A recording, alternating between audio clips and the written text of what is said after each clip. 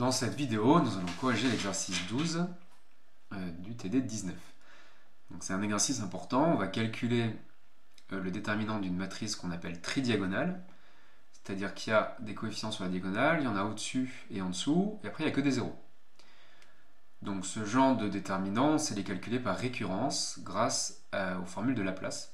Donc là on va voir l'exemple le plus connu, où sur la diagonale il y a 2, et au-dessus et en dessous il y a moins 1. Donc c'est une matrice qui intervient quand on étudie par exemple l'équation de la chaleur.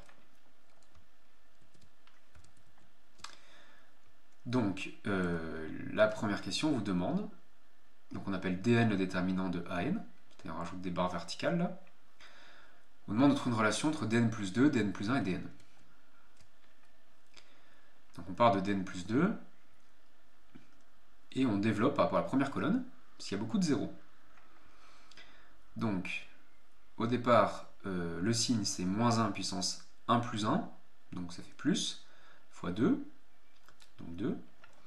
Ensuite je raye la première colonne et la première ligne, et je calcule le déterminant du mineur qu'il y a ici.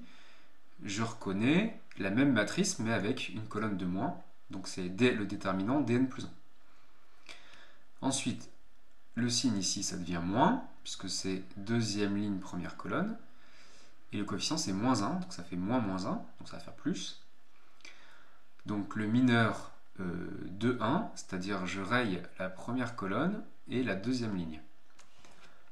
Donc là il faut bien faire attention, on se retrouve avec ce déterminant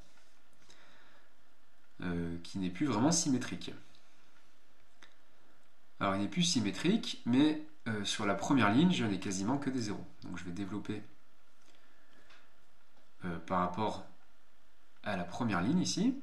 Donc ici le signe c'est plus, le coefficient c'est moins 1, donc ça fait moins 1.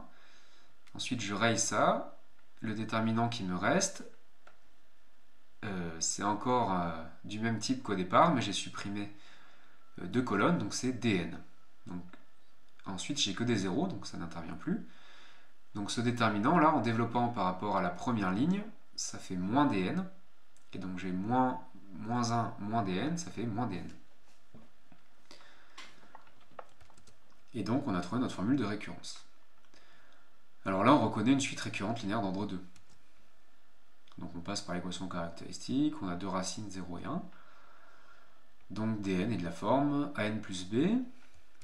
Alors d1 c'est le déterminant de la matrice où il n'y a que 2, donc ça fait 2. Et d2 c'est le déterminant de la matrice 2, moins 1, moins 1, 2, ça fait 4 plus 1, ça fait 5. Ça fait 4 moins 1, pardon, ça fait 3. Donc on trouve a et b égale 1, donc on trouve que pour tout n, dn c'est n plus 1. On trouve vraiment quelque chose de très simple.